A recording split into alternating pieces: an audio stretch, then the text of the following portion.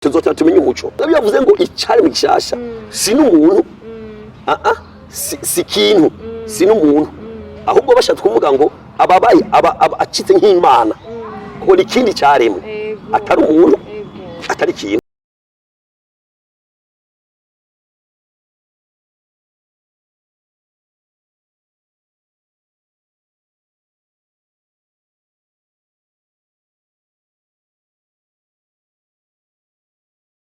Shalom bakunzi bandiho Gospel TV turabaramukije amahoro y'Imana bivanye naho umwese aherereye bivanye naho umwese ari mu kibanza icyo cyose. Rero turabahaye ikaze tugiye gutangura ikiganiro cacu kuri channel yacu ndiho Gospel TV, ikiganiro ukuri kw'ijambo, aho twaramutse no musi dufise umutumire adasanzwe, umukozi w'Imana ikarazana ikangoro ridasanzwe. Turamuhaye ikaze mu kibanza cacu candiho Gospel TV. Kaze. Shalom shalom. Amazina yanje yitwa Pastor Peter, ndi umwungere w'ishingo yitwa The Light of Life Church, rikora mu Cibitoki ibiro rya gatatu nimero 86. Ndubatse ndakunda Imana yego. Murakoze cyane nkuko muvyumvise n'umukozi w'Imana adasanzwe twaramutse dufise hano muri ndiho Gospel TV, aho twaramutse tuganira kuri teme ivuga ngo ukuvuka ukwa kabiri. Mushobora kuba mwese mwari mumaze kuvyumva canke mubizi gutandukanye, ariko no musi no tugiye kuronka ukuri by'ukuri biciye mu ijambo ry'Imana, aho tugiye kubihabwa n'umwigisha w'ishengero The Light of Life Church, aho uno musi aza kutubwira ukuri biciye mu ijambo ry'Imana. Turabamukije kandi mu izina rya Yesu Kristo mwisange aho ugiye kutuganiriza mu kiganiro cacu cuno musi. Amen. Ya imbego dutangura reka dufatuma dushima Imana. Data mu izina rya Kristo Yesu turaguhaye icubahiro, turagushimiye cyane kubwi programme nziza y'ubwiza, duhezagira izina rya kino kiganiro umuntu wese azocumva, reka umuco w'ubuzima uzumwakire atahura ukuri. Bibiri vuga ngo muzomenya ukuri hamukuri kubaye kuri the games. Urakoze mu izina rya Yesu. Amen. Yeah. Bakunzi bacu bandiho Gospel TV, ndabibutse ko kugira subscribe na share na comment bibafasha cyane kugira ngo muzohore mukurikirana ibiganiro byacu. Ariko kandi ndanabibutsa yuko iki kiganiro ukuri kw'ijambo tugiye kwama tugikurikirana misi yose mercredi isaha 2:30 zo mu gatondo, aho tuzokwama turonka ukuri kw'ijambo. Rero mukozi w'Imana tugomba tubibarize iyo twumvise kuvuka ubwa kabiri benshi bashobora kuba bitahura gutandukanye, ariko dashaka uduha umuco kuvuka ubwa kabiri niki. Ya merci beaucoup kuri cyo kibazo mbagiye cyiza cyane. Bibiliya iravuga akantu gakomeye cyane muri Yohana 8:32 hava ngo tuzomenya ukuri hamukuri kuri the games. Mu bisanzwe uno munsi umuntu abonye ingene ibintu bisa ukuno munsi, kubera ko yasanze bisuku nyene bisa bacano menga niko vyamye. Hama biri twereka neza yuko umuntu wa mbere yaremwe Adamu, yaremwe mu ishusho y'Imana. Usomye hariya mu itanguriro 1:26 turavyerekana neza, birivuga ko Imana yavuze ngo tureme umuntu mu ishusho yacu ase natwe. Vyumvikana ngo Imana yaremye umuntu asa nayo. Hama Imana ingene imeze, Imana murazi kwitagwara, Imana ifise ubuzima butagwara, ubuzima butakena, ubuzima bw'Imana nyene. Hari abamarayika, hari ibinyabugingo, hariho n'abatambira 40, ariko Imana yiyumviye kurema umuntu mu ishusho yayo. Birivuga yuko Adamu yaremwe asa n'Imana. Adamu ntiyarazi ingwara, Adamu ntiyarazi kugwara, ntiyarazi ubukene, nta kintu kimwe cy'umwijima yarafise. Mugabo usomye muri Yohana igice cya 10 umurongo wa 10 hatubwira ngo igisuma ariko aravuga ni Satani, ntazanwa n'ikindi atari ukwica, ukwiba no gutikiza. Ubwo buzima Adamu yarabayemo ntibaye mu gikinini cyane, birari twereka exactement imyaka abayeho ubwo buzima bw'Imana. Mugatubona Satani amuhenda, Adamu ava muri bwa bwiza bw'Imana, Adamu atakaza ubuzima bwose bw'Imana. Hari ibintu bitatu Imana yari yatumye ire mu muntu, icyatumye mu muntu byari ibintu bitatu. Number 1, usomye umurongo nyine w'itanguriro 1:26 hagaragaza ibintu bitatu bikomeye cyane vyatumye Imana ire mu muntu. Ikintu cya mbere, Imana ashaka umuntu asa nayo. Icya kabiri, yashaka umuntu agaragaza ubwiza bw'Imana kuri nose. Icyanyuma cya gatatu, yashaka umuntu aganza. nico gituma Adamu intambwe zari mu itongo mugabo ntizashobora kumujya zaramwubaha niwe yaraganje nta ngwara yari hari nta kibazo cy'ubujura cyari hari mugabo Satani acahenda Adamu atakaza iyo autorite Adamu abarapfuye bijya mu gimana vuga muri Home abaroma 6:43 havuga ngo ingero y'icyaha n'urupfu urupfu bavuga si urupfu rw'umubiri kuko Adamu yabandanije abaha kandi yapfuye n'urupfu rw'impemu rero urupfu babwita tenatos mu kigiriki yatakaje byose by'Imana iki jambo tenatos mu kigiriki bisigwa gutakaza byose by'Imana gutakaza bwa buzima bw'Imana gutakaza bwa bwiza bw'Imana gutakaza kwa kuganza yarabitakaje mugabo rero Imana ntiyacire ku muntu kuko intumbero y'Imana yari yuko umuntu abaho neza usomye muri Yesaya cya 43 umurongo wa 21 haragaragaza icyatumye Imana ire mu muntu bivuga ngo abantu banje niremeye ngo kugira bagaragaze ishimwe ryanje muri nose mu yandi majambo Imana ni umuntu ishaka kugaragaza iby'Imana yogaragaza iri kuri nose ikishiraho umuntu ayirepresenta kugira agaragaze iby'Imana kugaragaza kuri nose rero Imana yacire ku muntu ikituma umwana wayo usomye muri Yohana igice cyawo cya mbere umurongo wa 14 bivuga ngo jambo yambaye umubiri aza muri inosi aje muri inosi yaraje kuri mission jambo bavuga ni Kristo yaje muri inosi aje kuri mission usomye jambo ry'Imana hariya muri Yohana aho nyene muri Yohana igice cya mbere hatubwira ngo abamwakiriye bose uwo jambo rero yaje muri inosi yaje usomye kuva ku gice cyawo cya Yohana igice cya mbere umurongo wa 4 havuga ko Yesu yari umuco w'ubuzima uje mwisi dayere bivuga ngo uwo muco wakira abantu bose kuri nefu ngo ariko abantu bawakiriye mugaca tubwira ngo kuri 14 bavuga ngo ariko abawakiriye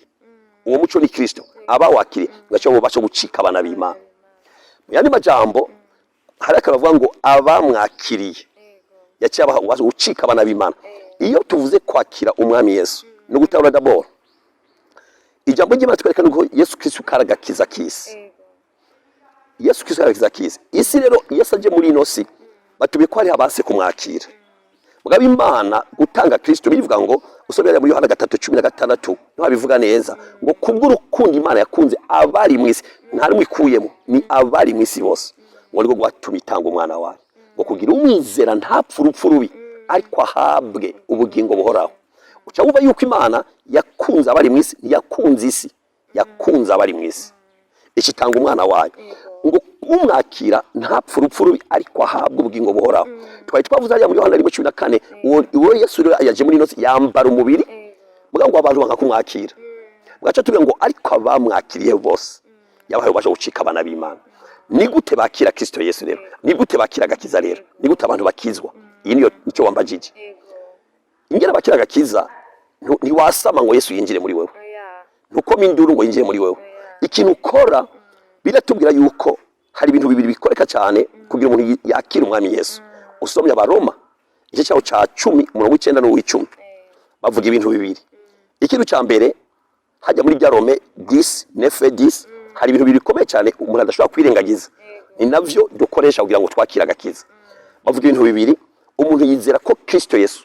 Imana yamuzuye imukuye mu bapfuye number 1 wizera ko Kristo Imana yamuzuye imukura mu bapfuye ugacuronka kugororoka icya kabiri waturisha kanwa ko Yesu Kristo ari umwami n'umukiza ubuzima bwawe ukabuvutse bwa kabiri reka shire ko muco mbere ko umbaza ikindi normal abantu bazi yuko kwakira kukizwa cye kuvuka bwa kabiri ni ibintu donc bamwe bazi yuko ari kubatizwa mu mazi menshi abandi bazi yuko uvuke ukuriye mu muryango kwa pastori ubuvutse bwa kabiri hari n'abandi bazi yuko usengewe ubuvutse bwa kabiri mugabo kuvuka bwa kabiri inyishu nziza biritubwira wizeresha umutima ukaturisha kanwa ukavutse bwa kabiri bakunzi bacu ndumva bigiye kuba gukomera cyane kandi ndumva hari byinshi diko ndumva ntahora numva ariko ndabibutsa kandi kugira partage kuri bagenzi banyu no gukanda kuri subscribe kugira ngo ibiganiro byacu bikomeze kandi guma bibashikira neza mukozi w'Imana ndumvise ko kuvuka bwa kabiri ari kwaturisha kigeresha umutima waturisha kanwa kigeresha umutima ariko kandi ntanibaza mbega iyo umuntu afise yakoze nk'icyaha kanaka iyo muri ico gihe waturishije akanwa kawe donc ubu hariwe bibitubwiye ikintu gikomeye cyane ngo bose bakoze ivyaha hariya mu Waroma 3:23 ngo ntibashikira ubwiza bw'Imana hama uyo rero umuntu amaze kuvuka ubwa kabiri ico Yesu yaje gukora yaje gukuraho icaca bari mwisi niko Yohana avuga muri 1 Jean chapitre 3 verset 9 ngo Yohana mubonye yavuze ngo nguri umwagazi w'intama w'Imana uje gukuraho icaha cyabari mwisi Yesu gikira yaje gukora icaha cyabari mwisi uyu munsi rero umuntu amaze kuvuka ubwa kabiri ikintu citwa icaha kivuye mu buzima bwiwe hanyuma nibisigwa ko uyu muntu amaze kuvuga kabiri uzosanga benshi ari bavuga ngo ngujya muntu ngo arakoze icaha n'ibindi bindi bwa Paul avuga ikintu gikomeye cyane umaze kuvuka ubwa kabiri nico Yesu yaje gukora iyo umuntu ubonye akoze ivyaha haba ari ikintu kimwe kitagenze neza kuko birivuga ngo umaze kuvuka ubwa kabiri Petero abivuze ngo muce muja ku mata dafunguye y'umutima amata dafunguye y'umutima niyo adukuza yitwa ijambo ry'Imana kandi ijambo ry'Imana niryo rikrininga ivyumviro vyacu umuntu avutse ubwa kabiri havutse imhemu kure yapfuye mugabe ivyumviro vy'umuntu biracari vya bindi umuntu ashobora kuza guhagarara imbere akakira umwami Yesu akwakira umwami n'umukiza hama akaba avutse ubwa kabiri kandi apfuye acaja mu ijuru mugabo ivyumviro vy'umuntu biracari vya bindi yazananye iyo rero adashoboye gukorera ku vyumviro vyiwe ngo ahindure ivyumviro vyiwe Paul avuga ngo muhindure ivyumviro vyanyu hariya mu Waroma 12:1 avuga ngo ndabinginga bene data muhindure ivyumviro vyanyu bene majambo umuntu ikintu cambere akorera ko umaze kuvuga kabiri ni ivyumviro kubera ko udahindura ivyumviro woga umukora vya bindi ivyumviro vyo kubindura bigenda gute birivuga ngo ube haya muri Yohana 17:17 havuga ngo ubezesha ijambo ryawe ngo kuko ijambo ryawe riko kuri bane majambo twezwa n'ijambo ry'Imana ijambo ry'Imana genze ki ivyumviro vy'umuntu wa kera bikaza n'ivyumviro vy'umuntu mushasha rero iyo umuntu atabikoreyeko arashobora kuba yavutse ubwa kabiri akaguma akora ivyaha ndagwa karorokoroshe kugira ngo ashobore gutahura dukurikirana mwese murabizi nk'umwana avutse uyu mwana avuka mu muryango hamavutse uyu mwana normal avutse afise amaguru kurye ko azotambuka afise amaboko kurye ko ari ibintu yoterura afise amaso kugira abone mugabo uyu mwana iyo mama wiwe atagikoreye ko neza ngo uyu mwana amugaburire ingaburo kugira umwana ashobore gukura umwana yogera ku myaka 15 akigira pipi acisokako nk'ivyo umwana mutoyi kwereki akiri umwana ibiri normal mugabo umuntu amaze gukira kenza agikora bimwe vy'umwana w'imyaka 2 si normal niko umuntu yavuka ubwa kabiri ayetabikoreyeko abanda yari umubebe spirituel kandi yateza gukura kubera iki ofatiki ikuza umuntu ni the word of God ijambo ry'Imana so ijambo ry'Imana Paul avuga ngo ndabaragije Imana n'ijambo ry'umuntu ngo ryo rishobora kububaka rikabaha n'ibirago cyumva yuko umuntu akunze wenyene niwe ashobora gushika ku birago rero umuntu ashobora gukora ivyaha kandi akunze kandi yaravutse ubwa kabiri kubera kutamenya kwijambo ry'Imana ryo ryeza ivyumviro vyiwe umuntu adahindura ivyumviro cyo bita metanoia gusigura guhindura ivyumviro metanoia ni jambo shiba mu kigiriki guhindura ivyumviro iyo umuntu adahindura ivyumviro aguma yumvira kwa kundi aguma baho kwa kundi kandi yaravutse ubwa kabiri cyo tuma rero benshi no musanga arabakozi b'Imana bakora ivya bitandukanye ari umuntu amaze imyaka myinshi akijijwe akabana yakora ivyaha kubera iki yaravutse ubwa kabiri ntiyaje ku ngaburo yitwa ijambo ry'Imana merci beaucoup Akoze cyane ndumvise ko uyuvutse ubwa kabiri ni ntucubirekeza ngaho nyene ni kugira ngo uyuvutse ubwa kabiri ucuzura soma ijambo ry'Imana ryo bituma udasaba gukora ivyaha cyane ryo geze ivyumviro ku vyumviro ntibyavutse ubwa kabiri ikivuka ubwa kabiri ni mhemu hanyuma avuze ati mwami Yesu ndakwakiriye nk'umwami n'umukiza w'ubuzima bwanjye havutse ubwa kabiri mhemu kuri yapfuye Adamu yapfuye mu buryo bw'imhemu impemu niyo yononekana yapfuye iyo rero umuntu avutse ubwa kabiri impemu iravutse ubwa kabiri mugabo ivyumviro vy'umuntu biracari vya bindi so birasaba ko aje ijambo ry'Imana kugira ngo ivyumviro vyiwe ijambo rigendera vyeza rirabimesura ibihindura ya praise God none nshaka umbwire nk'iyo umuntu yakiriye Yesu umwami n'umukiza mu bugingo bwiwe ni zihe nk'inyungu zitanu ushobora kumbwira kugira ngo abariko baradukurikirana nabo biborohere ati niyo umuntu yakiriye Yesu umwami n'umukiza mu bugingo bwiwe hariho inyungu nka zitanu zishobora kuba zofasha nk'umuntu yakiriye Yesu umwami n'umukiza mu bugingo bwiwe kugira ngo tubone itandukano ry'umuntu yakiriye Yesu umwami n'umukiza mu bugingo bwiwe n'utaramwara. Haleluya. Hari itandukano rinini cyane hagati y'abavutse ubwa kabiri n'utaravuka ubwa kabiri. Ikibazo gihari nuko abantu benshi bataratahura uwo muco w'ijambo ry'Imana. Umuntu aje akavuka ubwa kabiri aguma yikompara n'abandi, agumega twasa n'abandi. Ngabo ntimusa ushaka kuza kuvuga ubwa kabiri ukwatura kwesa n'umwana n'ubuzima bwawe ugataha wambaye kubo wambaye kubo mwambaye ukunyene nta kiri umwami Yesu cyane anambaye ukunyene. Mugabo mu isi imwe ibintu byahindutse sikomeze. Eraba inyungu ya mbere Bibiri tubwira ngo nuko iyo umuntu ari muri Kristo Yesu number 1 abari cyari mu gishasha. Aka kantu bakoresha icyari mu gishasha ntituraparuvena kugacakira mu muco Imana ikabonamo. Iyo bavuze icyari mu gishasha ntibavuze ngo abari umuntu mushasha, bavuze icyari mu gishasha. Mu yandi majambo ni kindi cyari mu atari umuntu mugabo ni kindi cyari mu tuzotera tumenye umuco ko tuko turaza nyene umuco uzoteba turasire gose. Mugabo yavuze ngo icyari mu gishasha si n'umuntu si kintu si n'umuntu ahubwo bashatse kuvuga ngo ababaye acitse nk'Imana kuko ni kindi cyaremwe atari umuntu atari kintu. Paul avuga ngo abari cyaremwe gishasha muco uvuga ngo another kind of man another kind mwene majambo ni kindi kintu cyitwa ikirema gishasha tutazi mugabo tuzotera tukamenya. Icya kabiri bitubwira ngo usomye muri Yohana 3:18 nawe tubwira ngo abamwizeye bose ntibazotsindwa n'urubanza ngo ariko abataramwizera baramaze gutsindwa n'urubanza. Umve akantu gakomeye cyane Yohana ariko aravuga ngo hari abamwizeye batazokwira batsindwa n'urubanza hari n'abataramwizera bamaze gutsindwa n'urubanza. Bwa bundi umaze kumwizera l'importance yo kumwizera nta rubanza rukuriko. Dari bw'imajambo Paul yavuze mu Roma 8:1 ngo nuko rero iyo umuntu ari muri Kristo nta rubanza ruzomutsinda. There is no condemnation. Rero vyumvikana ngo umaze kumwakira Yesu Kristo nk'umwana w'ubuzima bwawe nta rubanza rukuriko. Hari urubanza rw'abataramwizera.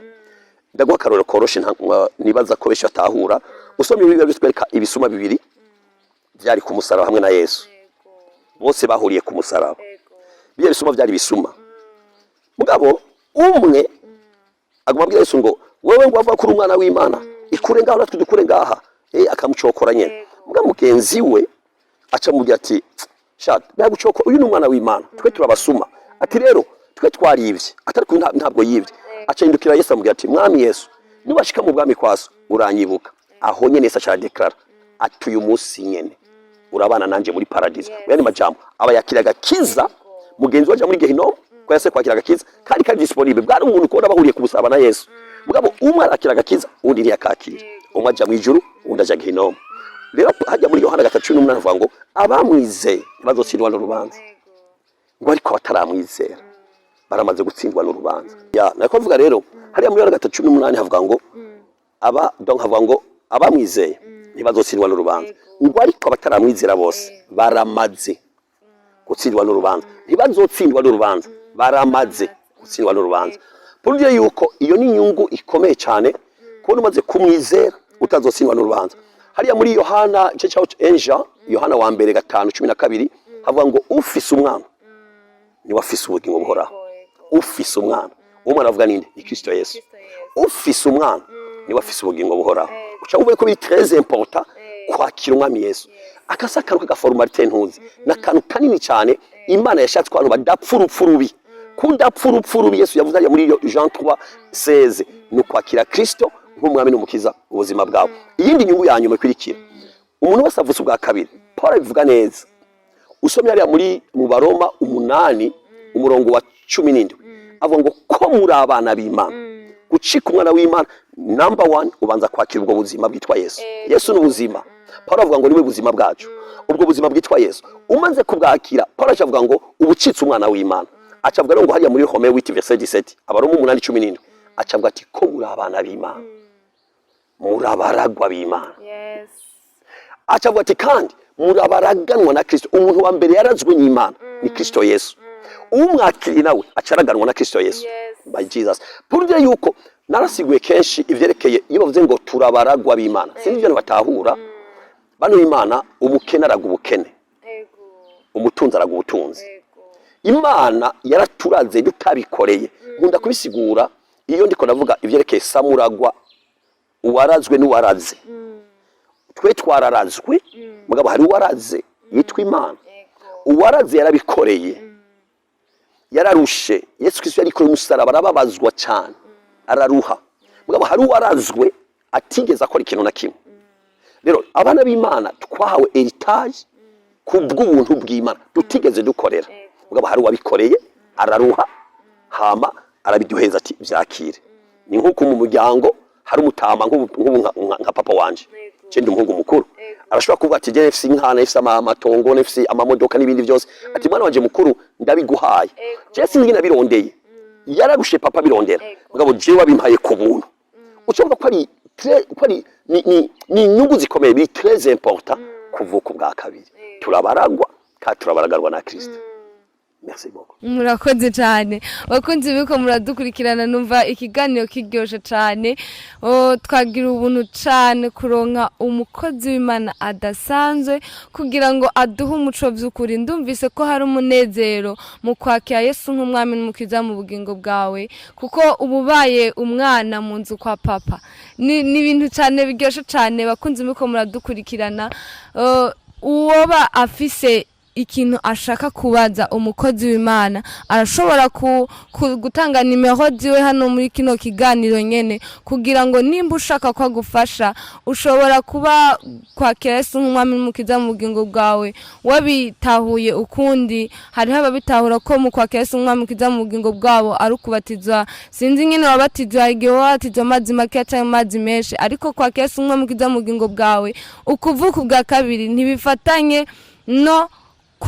kubatizwa ntibifatanye no gukora ibikorwa muri eglise ahubwo bifatanye no kwizeresha umutima ukaturisha akanwa kawe mukozi w'Imana none nk'ubu iyo umuntu bishitse akaba yaravutse ubwa kabiri iyo bishitse agasanga yakorokeye mu caha nkuko abarundi bakunda kuvuga cyane ngo nitwera urashaka kuduha umuco iyo umuntu bishitse agakora icaha kandi yarakiye Yesu umwami ukiza mu bugingo bwiwe iyo umuntu akoze icaha biri normal ijambo ryatwereka yuko amaraso ya Kristo yasheshwe ku bwacu igihe Yesu azuka yazutse hama Maria araza kumusanganira acavuga ati ntunkoreko sidashika kwa data yaratwaye kwa data muri Ancien Testament amaraso umuntu yakoze icaha yatanga amaraso y'intama ayo maraso yafise validité ya inane yari expira après inane eza gutanga ayo maraso kandi ayo maraso muri uyo mwaka wose yakoze icaha yatanze ayo maraso nta condamnation yamubako ku kintu cyose yabakoze mugabo ubu no munsi ntihatanzwe amaraso y'intama hatanzwe amaraso y'umwagazi w'intama w'Imana Kristo Yesu bivuga ngo ayo maraso Yesu yatanze aruta amaraso y'intama amaraso y'abahanuzi ngo namaraso avuga ivyiza kuruta aba Abeli byumvikana ngo ayo maraso afite garantie y'umwaka ni eternal namaraso y'ibihe vyose iyo rero umuntu atarekoze icaha number 1 waravutse ubwa kabiri akantu kambeka kwemeza yuko ufise iyo mbuto y'Imana muri wewe nuko umaze gukora icaha urabimenya ko wakoze icaha hama hariho amaraso yasheshwe ku bwawe mu mutima urumva kuciye bugufa uti there is a blood of Jesus shed for me amaraso yasheshwe ubwanje ukihana mu mutima wawe kandi imbabazi y'Imana zihora ibihe vyose ni eternal Imana ishimwe cyane rero itandukanye ry'umuntu yavutse ubwa kabiri n'utavuga ubwa kabiri nuko uwavutse ubwa kabiri arumva ati iki kibanza mpagaze musi gwanje nivyo yakoze arumva ko atari gwiwe subuzima bwiwe ndafite akantu ngomba mpe umuco ku bantu umugabo yaguze akagurube burya bugurube bwera bw'ikizungu hama akagura kamunezereye cyane gose hama ebana acagasha muri modoka muri kamyoneti inyuma acaragenda ageze imbere ariko aragenda aca n'umugenzi we n'abari mu modoka aca bati aramukagisha ati hagaragara ndafite inkuru nziza ndafite akagurube naguze keza vyatari agira kamurangire aho hahagaze uwo mugabo wa kamyoneti hari mu biziba hama ujya mwanya bafata bavuga ruriya muntu amubwira ati nakuze akagurube keza ngo ndakakurangire nakwereke urabinyara ari keza ati ngo ndakwereke agiye kukara muri kamyoneti asanga kasimvye kakoga muri vya vyondo ashaka ati karokoga mu vyondo nibitangaje ingurube akameremere kayo n'ibirya vyondo nyene nakunukoga mu vyondo mugo umwana w'Imana kumva kuvuga iki mukomeka yuko umuntu wese atavuka ubwa kabiri gukora icyaha biroroshe mugabo waravutse ubwa kabiri nubwo wokigwamo urumva yuko ubwo buzima atari ubw'iwawe biroroshe guca wihana kuko si ubuzima bw'iwawe nk'ubu ugiye kuri avenue de la mission wewe nyene hama uriko arengana hakaba haguye imvura imodoka cirenga vya kwa stage haca gusura kw'ivyondo ese ko bandanye wambara iyo mpuzu yo gusura kw'ivyondo cyo yikura kayimesura this is the life of icyari mugishasha murakoze cyane ndumvise ko bakunzi mwiko muradukurikirana ndumvise ko byukuri iyo umuntu bishitse agakora icaha yaravutse ubwa kabiri arihana none mukozi w'Imana urashobora ko hari umuntu ashobora kugira ikibazo akifuza kumenya akifuza byukuri kukubaza kuko jewe ashobora kutambaza kubera ko bivanye naho gutahura kwanje kugeze muga nk'umukozi w'Imana akavuga ati ndipfuza kujya mukozi w'Imana ushobora kumubaza kwiki kintu kanaka ntatahuye urashobora kubaka nimero kawe yego cyane gose imbere ko ndabaha nimero nagomba ngire nka garezi megatoyi yego mutawe iki kintu nta muntu n'umwe ari kuri nosi atavutse nta wavuye mu ijuru wakorokere hano abantu bose tubona kuri nosi n'abazoza n'abahaciye bose babanje kuvuka uko nyine atanumwe ari kuri nosi atavutse nta muntu bazoja mu ijuru atabanje kuvuka nico yose yabwiye Nikodemo yamubwiye ngo utiza kuvuka ubwa kabiri Nikodemo ntavyo yarazi mugabo acamuha umuco wo kuvuka ubwa kabiri nibyo byose navuze birangwa kubabwira mu ijuru tuzoba ariko twavutse ubwa kabiri no kuri nosi tuhari ko twabanje kuvuka ubwa mbere nta muntu bazoba mu ijuru atavutse ubwa kabiri kuko ubwa kabiri nabisiguye ni ibintu bibiri wizera ko Yesu Kristo yazuse avuye mu bapfuye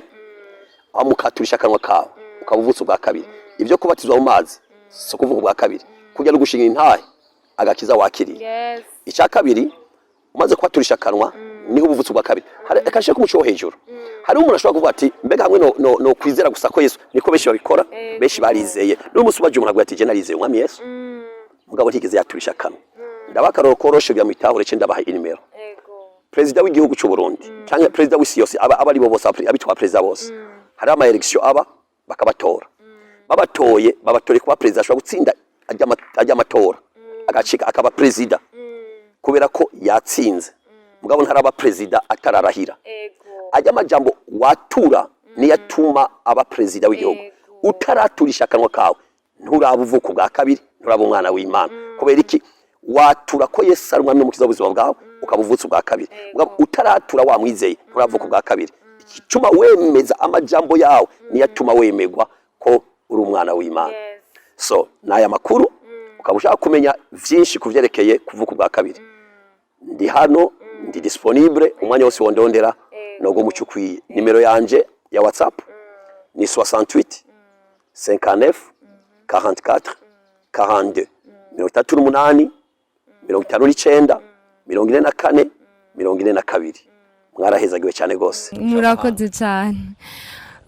bakundi biko muradukurikirana mwibuke kugira comment na partage ku bagenzi banyu kugira ngo nawo ukuri bakumenye kwijambo nagomba fate umwanya nshimire umukozi w'Imana cyane umukozi w'Imana turabashimiye cyane murakoze cyane ko ariko dukwirana baza yuko ushobora kuba watahuye umuco w'ijambo ry'Imana umwana avukira ariho hose naho ba mu isoko yovuka naho ba mu ishamba yovuka naho ba muri bisi yovuka igise gishitse umuvyeyi yavyari hageze rero nawe ushobora kubafashwe n'igise uyu mwanya cyangwa ushobora kuvuvuta igenda ashaka kuvuka ubwa kabiri ndashaka kugufasha ariko agikwikirana nabazodukurikirana kino kiganiro ukazokumva ukaba wumva muri wo kwakira ubuzima bwitwa Yesu ndagenda gufasha dayer nagenda gufasha ubunyene ndazi neza yuko ijambo ry'Imana bivuga ngo izorukurikiza ibitangaza n'utwumiza rero nagenda gufasha aho nyene uhagaze aho nyene wicaye usire mu majambo uvuga uti data mwiza ndagushimiye cyane ko watanze umwana wawe arapfa azira ibyaha byanje uyu mwanya nkoresheje akanwa kanje ndatuye ko Yesu ari umwana n'umukiza ubuzima bwanje ndatuye kwizina ryanje rikuwe mu gitabo cy'urupfu byanditswe mu gitabo cy'ubuzima ndavutse ubwa kabiri mbaye icaremwe gishasha ndavyatuye ndavyizeye mu izina rya Yesu amen. Felicitation mon frère maso nkurikiranye hamukaba hari ishengero hafi yawe ugende urondera umukozi w'Imana uguti navutse ubwa kabiri ndakeneye mufashe mwarahezagiwe cyane gose mushamahanga menshi. Murakoze cyane mukozi w'Imana turabashimiye cyane ku mwanya mwafashe kugira ngo muze byukuri muduhe ukuri kw'ijambo biciye mu kuvuka ubwa kabiri. Benshi bashobora kuba batari bazi byukuri ko kuvuka ubwa kabiri ari kwaturisha akanwa kawe ukigeresha umutima. Rero turabashimiye cyane kandi nizera ko nitwabatera akamo kugira ngo muze muduhe ukuri kw'ijambo muzoza. Ndahari cyane umwanya wose ndispone nico nahamagariwe. Murakoze cyane bakunzi bacu ngako muradukurikira nawe kashikiza ikiganiro akabari Shadia mu imondo. Ndabashimiye cyane ukuntu mwafashe umwanya wo kugira ngo mudukurikirane by'ukuri nizera ko iri jambo n'iryabagera ko riraza gukora ikintu gikomeye cyane mu mitima yanyu. By'ukuri nimba ari ikintu cyambere kiryoshe nuko kumva ko wabaye icyaremwe gishasha. Kubicaremwe gishasha ucubaho ubuzima bw'umwidegemvyo, ubuzima bw'umunezero, ubuzima bwo kubaho atacawe yagiza, ubuzima bwo kubaho uri umwana w'Imana koko. By'ukuri kuba umwana w'Imana ni iby'agaciro cyane. Ikiganiro cyacu cuno munsi kikaba kirangiriye hano. Turabashimiye mwese ku muntu wese yagize akigoro ko kudukurikirana. Ntimwibagire kugira subscribe na share na comment kugira ngo ibiganiro byacu bizohore bibashikira byoroshe. Ikiganiro ukuri kw'ijambo kizokwama kandi ndabibutse kizokwama kiba ku munsi wa gatatu isaha 2:30 kizoba gishizeko. Turabashimiye cyane mwarahezagiwe.